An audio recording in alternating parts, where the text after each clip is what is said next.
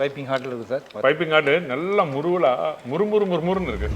வணக்கம், நான் தான் Shabdina. Welcome back to Shabdina's kitchen. எல்லோரும் எப்படி இருக்கீங்க? நல்லா இருக்கீங்களா? இப்போ நம்ம எங்கே இருக்கோம்னா சென்னையில் இருக்காங்க. அதுவும் பர்டிகுலராக சென்னையில் எந்த இடங்கன்னா மடிப்பாக்கம்.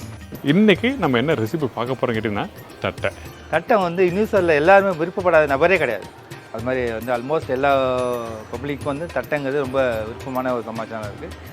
சில பேர் வந்து சாம்பார் சாதம், தயிர் சாதம் கூட தட்டையை தொட்டு சாப்பிட்றாங்க. தட்டையில் சின்ன சின்ன வேரியேஷனில் வந்து நிறையா விதமாக பண்ணலாம். கிருஷ்ண ஜெயந்தி இல்லை, இந்த கிருஷ்ண ஜெயந்தி வர்றதுக்கு வந்து நம்ம நிறைய பேர் வீட்டில் பலகாரம் பண்ணுவோம். இன்றைக்கி பர்டிகுலர் பார்க்க போகிற தட்டை பார்த்தீங்கன்னா இதில் பச்சை மிளகாய் அரைச்சி போட்டு பண்ணுறாங்க. ஒயிட்டாக நல்ல கலராக அந்த லைட்டு காரம் அந்த பச்சை மிளகாவோட ஸ்மெல் இருக்கணுங்கிறவங்க வந்து பச்சை மிளகா போட்டு பண்ணுறாங்க. ரெகுலராக பண்ணுறவங்க, கோவிலில் பண்ணுறவங்களாம் மிளகு தட்டை பண்ணுறாங்க. நீங்கள் பச்சை மிளகா போட்டு ட்ரை பண்ணி பாருங்கள், ரொம்ப டேஸ்ட் உங்களுக்கு ரொம்ப விருப்பமாக இருக்கும். கண்டிப்பாக. ஓகே, மாவு பக்குவமாக எப்படி மிக்ஸ் பண்ணுறாங்க? இது வந்து நம்ம சப்பாத்தி மாவு பேசுகிற கன்சிஸ்டன்சி தான் பேசணும். அதோட கொஞ்சம் லூஸாக இருக்கணும், ரைட்டா? தட்டி போடுற பக்குவம் மெலிசாக இருக்கணுமா, திக்காக இருக்கணுமா, இந்த மாதிரி விஷயங்கள் நிறைய நம்ம இன்றைக்கி ஷேர் பண்ண போகிறோம். உங்களுக்கு வந்து அவங்கவுங்க விருப்பத்துக்கு தகுந்த மாதிரி பெரிய தட்டையாக வேணால் பெரிய ஒன்றை போடுங்க, சின்ன தட்டையாக வேணால் சின்ன ஒன்றை போடுங்க. இந்த சீடை மாதிரி வந்து எல்லாம் ஒரே சைஸில் இருக்கணும்னு அவசியம் இல்லை, ஒரே திக்னஸில் இருக்கணும்.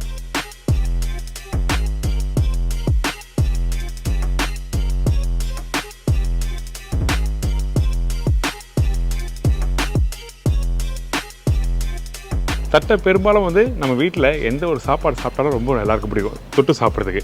ஸோ அந்த மாதிரி ஒரு ரெசிபியை இன்றைக்கி கிருஷ்ண ஜெயந்தி ஸ்பெஷல் எதுக்காக பண்ணுறாங்க? ஆனால் வெண்ணெய் போட்டு பண்ணுற பலகாரங்கள் வந்து அந்த காலத்தில் ரொம்ப ஃபேமஸாகவும் நல்லாவும் இருந்ததுனால வெண்ணெய் போட்டு பலகாரம் பண்ணுறோம். வெண்ணெய் போட்டு என்னென்ன பண்ணலாம் அப்படின்னு படித்து ஒவ்வொரு கடவுளுக்கும் ஒவ்வொன்றா பிரிச்சுட்டாங்க. இப்போ விநாயகருக்குன்னா கொழக்கட்டை, இப்போ கிருஷ்ணருக்கு வந்து தட்டையும் சீடையும் பண்ணுறோம்.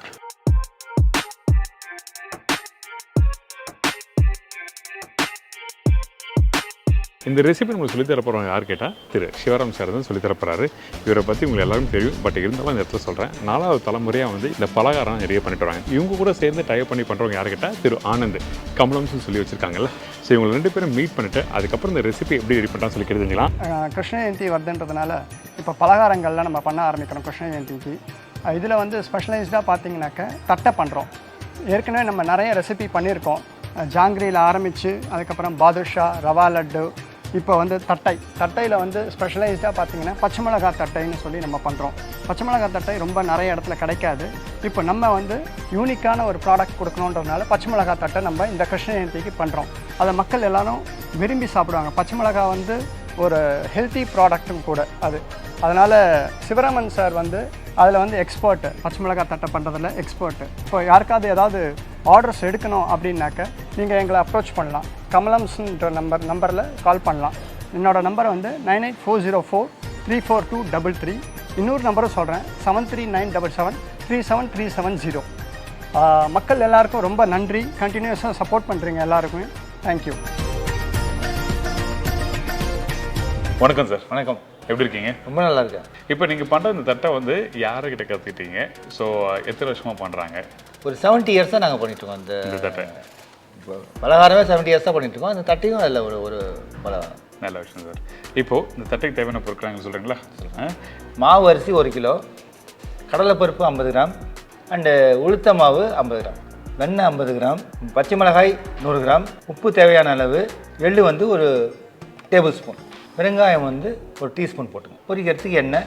இப்போ இந்த ரெசிபி தேவையான பொருட்கள் பார்த்தாச்சு. இப்போ ஃபஸ்ட்டு நம்ம என்ன பண்ண போகிறோம்? எல்லா இடத்துலையும் கிடைக்கிற அரிசி வந்து மாவு அரிசி கிடைக்கிறது. அந்த மாவு அரிசி வந்து பலகாரத்துக்கு நல்லா இருக்குது, நல்லா காணவும் காணுது. அதனால் இப்போ நம்ம வந்து மாவு அரிசி 1 கிலோ வாங்கி அதை யூஸ் பண்ண போகிறோம். ஓகே. இந்த மாவு அரிசி வந்து ஒரு 2 மணி நேரம் ஊற வைக்கணும். அரிசி வந்து அரை மணி நேரம் 1 மணி நேரம் ஊறிடுச்சுன்னு சொல்லிட்டு ஊற வைக்கக்கூடாது. 2 மணி நேரம் கண்டிப்பாக ஊற வைக்கணும். 2 மணி நேரம் ஊற வச்சு அது நல்லா வடிகட்டிடும். ஒரு 10-15 நிமிஷம் வடிகட்டினதுக்கப்புறம் ஒரு துணியில் வந்து நிழல் உணர்த்தலாம் உணர்த்தணும், இல்லை ஃபேன் போடலாம். ஃபேன் போட்டு உணர்த்திட்டு இந்த அரிசி அந்த பக்குவமான ஸ்டேஜுக்கு வந்தோடனே மிஷினில் கொண்டு போய் அரைச்சி வருவோம். இப்போ மிஷினில் கொடுத்து அரைச்ச மாவை வச்சுருக்கோம். இப்போ அதை வறுத்து உங்களுக்கு எப்படி வறுக்கிறதுன்னு காமிக்கும். அதாவது நம்ம வீட்டில் நார்மலாக தட்டை பண்ணுற மாதிரியே வந்து அரிசி ஊற வச்சு அதுக்கப்புறம் வந்து மாவு மிஷினில் கொடுத்து வறுத்து பண்ணுவோம்ல, அதே மாதிரி பண்ணோம். ஆமாம், நல்ல விஷயம். தட்டை வீட்டில் பண்ணும்போது சில பேர் வந்து அந்த முறுமுறுப்பு தன்மை வராது. இந்த கார்னர் நல்லா கிறிஸ்பியாக வந்திருக்கும், நடுப்பகுதி பார்த்தீங்கன்னா முறுமுறுன்னு இருக்காது. அதுக்கு என்ன காரணம்? இந்த எண்ணெயில் ஃப்ரை பண்ணுற மெத்தடு தான் காரணம். ஓகே. அவங்க வந்து எண்ணெயில் எப்படி போடணும், எந்த சூட்டில் போடணும், எந்த சூட்டில் எடுக்கணுங்கிறது தான் அதுக்கு வந்து கனெக்ட். இன்னொன்று வந்து அந்த ஈரத்தன்மையும் இருக்குல்ல, அந்த அரிசியோட ஈரத்தன்மையும் அது நம்ம மிஷினில் காய வச்சு வறுத்துடுறோமே. அந்த 2 ஹவர் ஊற வைக்கணுங்கிறது அது ஒரு பர்டிகுலராக இருக்கணும். ½ அன் ஹவர், சில பேர் ½ அன் ஹவர் ஒன்றா போகிறோம், நல்லா ஊறிச்சு நசுக்கி பார்த்து ஜட்ஜ் பண்ணுவாங்க. அப்படிலாம் கிடையவே கிடையாது. நீங்கள் 2 ஹவர் கம்பல்சரியாக ஊற போடுங்க, சரி நல்லா வரும். சரி ஓகே.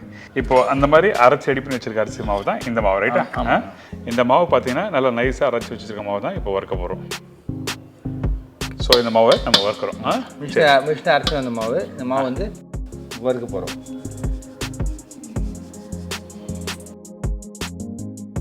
மாவை வந்து அரைச்சி வந்த மாவை வந்து வறுத்துட்ருக்கோம். அரிசி மாவு எந்த பாத்திரத்தில் இறக்கணும்னா இது வந்து கோலம் போட்டு பாருங்கள். அப்போ அந்த ஈரப்பதம்லாம் போயிடுச்சுன்னு நீங்கள் வந்து அணைச்சிட்டு சளிச்சிடலாம். ஓகே. நம்ம வீட்டில் அம்மா பண்ணும்போது என்ன சொல்லுவோம்னா, தட்டை பண்ணும்போது அந்த மாவு வந்து ஈரத்தன்மை அப்படியோட வச்சு நீங்கள் போட்டாலும் அந்த முறுமுறுப்பு தன்மை இருக்காது, வறுப்பாங்க. அதனால தான் உங்கள்கிட்ட கேட்டேன் நான். ஸோ உங்களோட ஒரு எக்ஸ்பீரியன்ஸ் இருக்கும்ல, உங்களுக்குன்னு ஒரு எக்ஸ்பீரியன்ஸ் இருக்குல்ல, அந்த எக்ஸ்பீரியன்ஸை ஷேர் பண்ண நல்லா இருக்குன்னு சொல்லிட்டு தான் இந்த இடத்துல நான் மென்ஷன் பண்ணாது. நீங்கள் சொன்னது வாசம் தான். அந்த ஈரத்தன்மை சரியாக வறுக்கலனாலும் அந்த மரம் ரைட். ஓகே. இப்போ இந்த மாவு நல்லா வறுத்தாச்சு. இந்த இது பதம் வந்துச்சு. இப்போ கோலம் போட்டு காமிக்கிறேன். உதிரியாக வருது. சரி ஓகே. இதை வந்து நம்ம இப்போ ஆஃப் பண்ணிட்டு ஓகே சளிக்க போயிடலாம். சரி ஓகே. இப்போ இந்த வறுத்து வச்சிருக்க இந்த மாவை வந்து இதில் போட்டாச்சு. அடுத்து நம்ம என்ன பண்ணுறோம்? அடுத்து கடலைப்பருப்பு, எல்லா இன்க்ரீடியன்ஸும் 1 by 1 போட்டுடலாமா? ஓகே. கடலைப்பருப்பு வந்து 50 கிராம் ஊற வச்சிருக்கு. ஓகே. ஊற வச்ச கடலைப்பருப்பு இதை சேர்த்துக்கிறேன். ஓகே. எவ்வளோ நேரம் ஊற வச்சிருக்கு இந்த கடலைப்பருப்பு வந்து ஒரு 1/2 hour ஊற வச்சுருக்கேன் சார். சரி ஓகே. போட்டு அடுத்தது வந்து வெண்ணெய் போட்டுக்கலாம். வெண்ணெய் வந்து ஆரம்பத்தில் ஃப்ரீசரில் எடுத்து வச்சிடணும். அது கட்டியாக போட்டு இல்லை வந்து சேராது. ஃப்ரீசரில் எடுத்து கொஞ்சம் வெளில வச்சிட்டிங்கன்னா அது வந்து மெல்ட் ஆகிடும். மெல்ட் ஆகாமல் இல்லை நல்லா ஒரு சாஃப்டாக வந்துடும். அது போட்டு பண்ணால் பார்த்தீங்கன்னா மிக்ஸ் பண்ணுறதுக்கு ஈஸியாக இருக்கும். நீங்கள் கட்டியாக போட்டிங்கன்னா அங்கங்கே வெண்ணெய் இருக்கும். சில இடத்துல வெண்ணெய் படாத இடத்துல வந்து ரஃப்பாக இருக்கும். பட்ட இடத்துல வந்து ஓட்டை விழுந்துடும், கரைஞ்சிரும். அது மாதிரி. ஸோ வெண்ணெய் கொஞ்சம் மெல்ட் ஆனப்போ நல்லா ஈவனாக. நல்ல விஷயம். ஓகே. அடுத்து வந்து உளுத்த மாவு எடுத்து வச்சுருக்கோம். ஓகே. இந்த உளுத்த மாவு வந்து உளுத்தம் பருப்பு 50 கிராம் எடுத்து அது நல்லா வறுத்து ஸ்லோ ஸ்பீடில் வந்து நல்லா வறுத்து கொஞ்சம் ப்ரௌன் ஆகிற வரையும் வறுத்து அதையும் வந்து மிக்சிலையோ இல்லை மிஷின்லையோ போட்டு அரைச்சி வந்து சளிச்சு வச்சுருக்கோம். சரி ஓகே. அடுத்து எள்ளு போட்டு ஓகே. இப்போ இந்த இடத்துல வந்து வேர்க்கடலை நம்ம போடலாமா? தாராளமாக போடலாம். வேர்க்கடலை வந்து பச்சை வேர்க்கடலை போடணுமா இல்லை வறுத்த வேர்க்கடலை யூஸ்? பச்சை வேர்க்கடலை தான் யூஸ் பண்ணுறோம். ஓகே. ஆமாம், வறுத்த வேர்க்கடலை போட்டால் ஆல்ரெடி அது வறுத்துருக்காங்க. அது திருப்பி எண்ணெயில் போட்டால் இன்னும் கொஞ்சம் ரொம்ப வறுத்த மாதிரி ஆகிடும். ஸோ பச்சை வேர்க்கடலை போட்டிங்கன்னா தானாக பொரிச்சிடும். இப்போ உப்பு நான் வந்து ஏற்கனவே எடுத்து வச்சுருக்கேன் வந்து. ஓகே. அந்த உப்பு போட்டுக்கலாம். உப்பு, பெருங்காயம், பச்சை மிளகாய். சரி ஓகே. உப்பு போட்டாச்சு. இந்த பச்சை மிளகாய் 100 கிராம் சொல்லியிருந்தேன் இல்லையா, அது வந்து காம்பு எடுத்துகிட்டு மிக்ஸில் நல்லா அரைச்சி வச்சுருக்கேன். ஸோ அந்த அரைச்ச பச்சை மிளகாயை நம்ம போட்டுடலாம். சரி ஓகே. இப்போ பெருங்காயம் சேர்த்துக்கிறேன். அதாவது நம்ம கிட்ட இருக்க எல்லா பொருளையும் ஒன்றா போட்டாச்சு. இப்போ வந்து நல்லா பிசைஞ்சிட்டு அதுக்கப்புறம் தண்ணி ஊற்றி தட்ட அளவுக்கு நம்ம பிசைய போகிறோம். சரி ஓகே. அதாவது இங்கே பார்த்தீங்கன்னா அந்த சின்ன கிண்ணத்தில் வந்து நம்ம எடுத்து வச்சுருக்கா பார்த்தீங்களா, இங்கே பார்த்தீங்கன்னா எல்லாமே வந்து மெஷர்மெண்ட்டு. உப்பாக இருக்கட்டும், பச்சை மிளகா இருக்கட்டும், அப்புறம் அந்த உளுத்தம்பருப்பு மாவு, இந்த வெண்ணெய், அரிசி மாவு, இது எல்லாத்தையும் வந்து ப்ராப்பராக மெஷர் பண்ணி தான் யூஸ் பண்ணுறாங்க. இது வந்து எப்பவுமே இந்த மெஷர் பண்ணி யூஸ் பண்ணுறது வந்து நீங்கள் பல்கான குவான்டிட்டி பண்ணுறதுக்கு வந்து கரெக்டான அளவு வரணும் சொல்லிட்டு. கரெக்டான அளவு வரணும். சின்ன குவான்டிட்டியில் தான் பல்கான குவான்டிட்டியில் கூட உங்களுக்கு வந்து கொஞ்சம் ஜாஸ்தி போனால் உங்களுக்கு அந்தளவுக்கு டிஃப்ரென்ஸ் தெரியாது. பட் சின்ன குவான்டிட்டி பண்ணும்போது 18 கிராம் போல் 20 கிராம் போட்டிங்கன்னு வச்சுக்கோங்க, உப்பு கறிக்கும். இது நான் வந்து 25 கிராம்ஸ் எடுத்து வச்சுருக்கேன். ஓகே. உங்களுக்கு எடை போகிற இது இல்லைன்னா டேபிள் ஸ்பூனில் 1 டேபிள் ஸ்பூன். ஓகே. அதாவது நீங்கள் வீட்டில் பண்ணும்போது தேவையான அளவு போடுவீங்களே, குழம்புல எல்லாம் போடுங்க, அது மாதிரி பண்ணிக்கலாம். இல்லை கொஞ்சம் கம்மியாக போட்டு கூட அப்புறம் நீங்கள் உப்பு சரியாக சாப்பிட்டு பார்த்துட்டு வேணா வந்து கொஞ்சம் லைட்டாக கொஞ்சம் தண்ணியில் கரைச்சி அதை ஊற்றி பண்ணி. சரி ஓகே. நல்ல விஷயம். நல்லா அந்த அரிசி மாவு, அந்த பச்சை மிளகாய், வெண்ணெய் எல்லாத்தையும் நல்லா எல்லா மாவுலையும் கலக்கிற மாதிரி. ஓகே. மாவு நல்லா பரட்டி போட்டு எல்லா மாவுலையும் கலக்கிற மாதிரி போட்டு இப்போ வந்து தண்ணி ஊற்றி பசி வைக்கலாம். ஓகே. இதில் வந்து கருவேப்பிலையும் வந்து துண்டு துண்டாக வெட்டி சேர்த்துக்கலாம். ஓகே. இப்போ நான் கருவேப்பிலை இல்லை போடல. ஓகே. இப்போ நம்ம தண்ணி ஊற்றி பசிக்கலாம். சரி ஓகே. இன்னும் கிளாஸ் ஊற்றணும். இந்த தட்டை வந்து மிக்ஸ் பண்ணுற பக்கம் என்ன மாதிரி இருக்கணும்? சப்பாத்தி மாவு பக்கம் தான். இந்த தட்டில் இன்னொன்று என்னென்னா, நீங்கள் வந்து பச்சை மிளகா போடும்போது 100 கிராம்ஸ் நான் போட்டேன். இந்த காஞ்ச மிளகா நீங்கள் யூஸ் பண்ணிங்கன்னா 50 கிராம் தான். 50 கிராம் தான். ஓ, ஏன் அப்படி? காஞ்ச மிளகாய்க்கு காரம் அதிகமாக இருக்கும். காரம் கம்மியாக இருக்கும், அதனால் அது 50 கிராம் தான். மிளகு போட்டிங்கன்னா 25 கிராம் தான். அதாவது பச்சை மிளகான்னு சொல்லும் போது 100 கிராம், காஞ்ச மிளகானா 50 கிராம், மிளகு போட்டிங்கன்னா 25 கிராம். மற்ற அளவெல்லாம் வந்து எதுவுமே மாறாது. இந்த காரத்தோட அளவு மட்டும் தான் மாறும். மிளகு வந்து காரம் அதிகம். 1 கிலோ அரிசிக்கு 1 கிலோ அரிசி. சரி ஓகே. இப்போ நல்ல ஒரு இன்ஃபர்மேஷன் இது. இந்த பூண்டு போடுற ஆப்ஷன் இருக்குது சொன்னீங்க இல்லையா, இந்த பூண்டு போட்டிங்கன்னா பச்சை மிளகாயோ மிளகா போட முடியாது, காஞ்ச மிளகா மட்டும்தான் போடணும். ஓகே. அந்த காரம் அந்த பூண்டோட ஃப்ளேவருக்கு சேர்த்து அந்த அதுதான் சூட் ஆகும். ஓகே. நான் தனி வேணும்ல. ஆமாம்.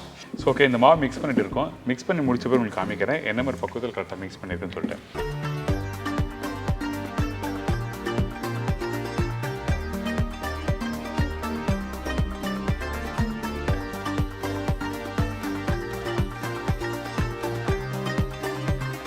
மாவு பிசைஞ்சு முடிஞ்சாச்சு. ஓகே. இது வந்து சின்ன சின்ன உருண்டையாக ஃபஸ்ட்டு ஒட்டி வச்சுக்கணும். அதுக்கு முன்னாடி இந்த மிக்ஸ் பண்ண பக்குவத்தை காமிங்களா எடுத்து.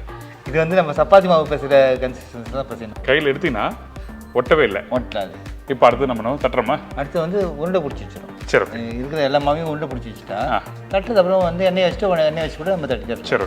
உங்களுக்கு வந்து அவங்கவுங்க விருப்பத்துக்கு தகுந்த மாதிரி பெரிய தட்டையாக வேணால் பெரிய உருண்டை போடுங்க, சின்ன தட்டையாக வேணால் சின்ன உருண்டை போடுங்க. இது சீடை மாதிரி வந்து எல்லாம் ஒரே சைஸில் இருக்கணும்னு அவசியம் இல்லை, ஒரே திக்னஸில் இருக்கணும். ஸோ அமுக்கும் போது தான் அந்த கவனிக்கணுமே தவிர உருண்டை பிடிக்கும் போது கொஞ்சம் பெருசு சின்னதாக இருந்தால் தப்பு கிடையாது. சரி. ஓகே. நான் பிடிக்குவா?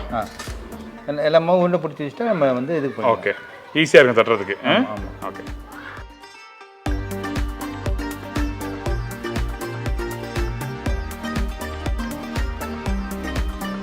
எல்லா மாவும் உருண்டை பிடிச்சி வச்சதுக்கப்புறம் நம்ம தட்ட ஆரம்பிக்கலாம். தட்டுறது ஈஸியாக இருக்கும். தட்டுறது ஈஸியாக இருக்கும். அந்த எண்ணெயை வச்சுட்டு நீங்கள் தட்ட டைம் வேஸ்ட் ஆகாது.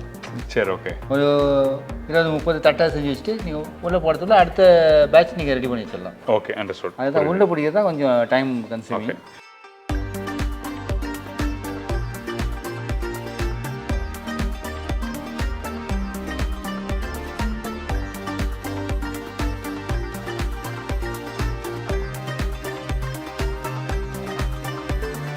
தட்டுறது எப்படின்னா இது மாதிரி ஃப்ளாட்டாக உங்கள் வீட்டை எவசில் தட்டு இருக்கும். அது மாதிரி பேக் சைடு எடுத்துங்க. ஓகே. பால் கவர் மாதிரி ஒரு பிளாஸ்டிக் கவர் எடுத்துங்க. நான் கொஞ்சம் பெரிய கவர் எடுத்துட்டுங்க. ஓகே.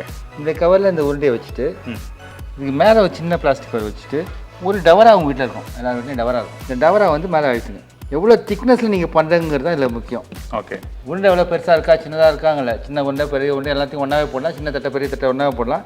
இந்த திக்னஸ் வந்து ஒரே திக்னஸில் நீங்கள் தட்டத்துக்கு ட்ரை பண்ணலாம். அவ்வளோதான். ஓகே. இப்போது இந்த பிளாஸ்டிக் பேப்பர் நான் யூஸ் பண்ணல, வாழையில யூஸ் பண்ணலாமா? தாராளமாக யூஸ் பண்ணலாம். சரி. ஓகே. வாழை வந்து ஃப்ரெண்டை விட பேக்கில் யூஸ் பண்ணிங்கன்னா இன்னும் நல்லா ஈஸியாக உங்களுக்கு கிடைக்கும். ஈஸியாக எடுத்து போடுறது ஈஸியாக. சரி. ஆனால் வந்து ஃப்ரெண்டு வந்து இப்படி குழியாக இருக்கும், பேக்கில் வந்து மேடாக இருக்கும், அதை வச்சு போடுறது ஈஸியாக இருக்கும். சரி. ஓகே. ஒன்று எடுத்து காமிக்கலாம் அந்த சைஸு எங்களுக்கு. அப்படி கேளுங்க. சூப்பர். திக்னஸ் பாருங்கள். ரைட். நல்லா திக் அப்படி வந்திருக்கு.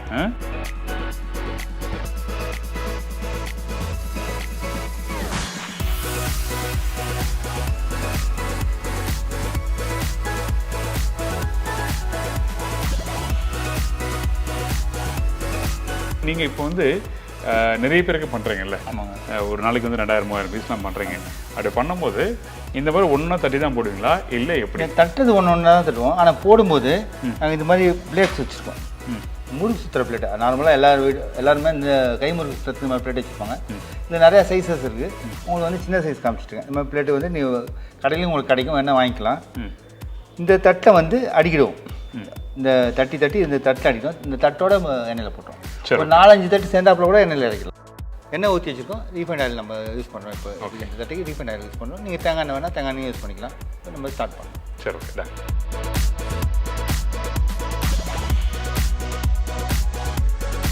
உருண்டை ஊற்றி வச்சதை நீங்களாம் பார்த்தீங்க.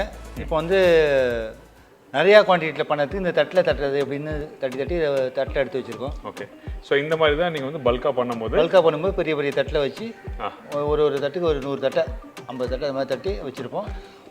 இது ஒட்டாது ஒன்று ஒட்டாது. ஆமாம். ஏன்னா இங்கே பாருங்களேன், இவங்க என்ன பண்ணியிருக்காங்கன்னா அப்படியே ஒன் மேலே ஒன்று வச்சுருக்காங்க. ஆமாம். இந்த பூரி நாங்கள் ஹோட்டலில் தேய்ச்சிட்டு தட்டில் வச்சுருப்போம். அதே மாதிரி வச்சுருக்கீங்க தான். ஒரு தட்டு போட்டு நல்ல எண்ணெய் சூடாக வச்சு ஒரு தட்டு போட்டு அரை வேக்காட்டில் எடுத்து வச்சுக்கணும். சரி. ஓகே. மொத்தமாக எடுத்து வச்சுட்டு எல்லாம் சேர்ந்து ஒரு 200 தட்டை 300 தட்டை சேர்ந்ததுக்கப்புறம் நம்ம திருப்பி மொத்தமாக எல்லாத்தையும் போட்டு மொத்தமாக பொரிச்சிடுது. சரி. ஓகே. ஆனால் வீட்டில் தட்டுறதுக்கு நீங்கள் ஒன்றா போட்டு மொத்தமாக ஒரே வேக்காடு கொடுத்து எடுத்துடலாம். சரி. ஓகே. வீட்டில் தட்டுறதுக்கு இப்படி வச்சுருக்கோம். ஸோ இப்போ என்ன சூடாகிடுச்சு நீங்கள் ஃப்ரை பண்ண ஆரம்பிச்சோம் சார்? இதில் இன்னொரு டிப்ஸ் என்னென்னா ஒரே கனமாக இருக்கணும். எல்லாம் ஒரே கனமாக இருக்குன்னு நான் சொன்னோம். இதும்போது ஒரே கனமாக வருது எப்படி தெரியும்? கை அழுத்தத்தில் எப்படி நல்லா அழுத்தமாக இதாக அதெல்லாம் எதுவுமே நீங்கள் செய்ய வேணாம். கடைசி வழி நீங்கள் டவரா அழுத்திட்டீங்கனால அந்த கடலை பருப்போட திக்னஸ் தான் இதனோட திக்னஸ். கடைசி மட்டும் நீங்கள் அழுத்தினால போடும். டைட்டாக ஃபுல்லாக அழுத்தினால அதுக்கு மேலே மெல்லிஸ் ஆகாது. இந்த கடலை பருப்பு வந்து நடுப்புற மாட்டிக்கும். அந்த என்னோட திக்னஸ் தான் வந்து என்னோட தட்டையோட திக்னஸ். ரைட். சூப்பர். இது நல்ல கொஸ்டின். நான் கூட யோசிக்கல, நீங்கள் கரெக்டாக சொல்லிட்டீங்க. அந்த கடலை பருப்பு என்ன சைஸில் இருக்கோ அந்த சைஸ் எல்லாம் ஈவனாக ஒரே சைஸாக வந்துடும்.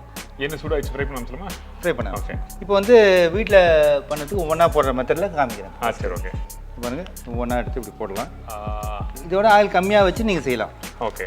உங்கள் வீட்டில் கொஞ்சமாக ஆயில் வச்சு கொஞ்சமாக செய்யணும்னா ஆயில் வந்து சுட்டன் நிறைய மீறக்கூடாதுன்னு சில பேர் ரொம்ப விருப்பப்படுவாங்க. ஓகே. அந்த ஆயில் அதோட டிஸ்போஸ் பண்ணுவாங்க. தேவைப்படுறவங்களுக்கு இன்னும் ஒரு ஆயில் கம்மியாக கூட வச்சுக்கலாம். ஒரு 6 நம்ம வந்து இதை 24-30ன்னு பொரிப்போம். நீங்கள் ஒரு 6-7ன்னு பொரிச்சிக்கலாம். சரி, ஓகே.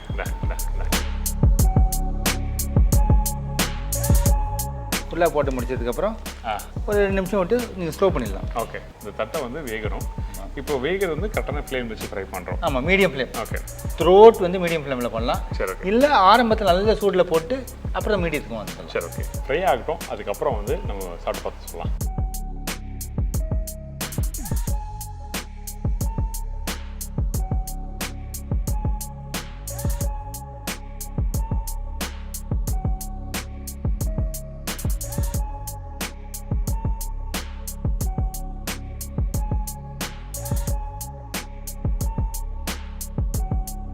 நல்லா ரெக்கார்டு லெவலில் வந்து நல்லா ஃப்ரை ஆகிடுச்சு. இந்த லெவலில் நம்ம எடுத்துடலாம். நல்ல கலர். ஓகே. இந்த லெவலில் நீங்கள் எடுத்துடலாம். ஓகே. இப்போ இந்த தட்டெல்லாம் நீங்கள் வந்து திருப்பி போடணும். ஆமாம், திருப்பி வந்து ஒரு இதாக போட்டு ஆஃப் பேக் பண்ணி சரி, திருப்பி ஃபுல் பேக் பண்ணி கொடுத்துருவோம். நல்ல விஷயம். ஓகே, அப்படியே கொடுங்க. சூடான தட்டை நம்ம வீட்டில் கொஞ்சம் அந்த சாம்பார் சாதம், ரசம் சாதம் தொட்டு சாப்பிட்றதுலாம் சூப்பர். ரைஸ் சாதத்துக்கு ரைஸ் சாதத்துக்கு பர்டிகுலராக வெரி குட் வெரி குட். நல்லா சூடாக இருக்குது. சரி, நான் இது அப்படியே கொஞ்சம் சூடு ஆறட்டும், நான் சாப்பிட்றேன். நீங்கள் 1 by 1 இதெல்லாம் ஃப்ரை ஒன் பை ஒன்று ஃப்ரை பண்ணிடுறேன். அதாவது நீங்கள் தட்டில் போட்டு வச்சுருக்குது. ஆமாம் ஆமாம். சரி, ஓகே. 1 by 1 போட்டு ஃப்ரை பண்ணி நல்லா சூடாக. ஐயோப்பா,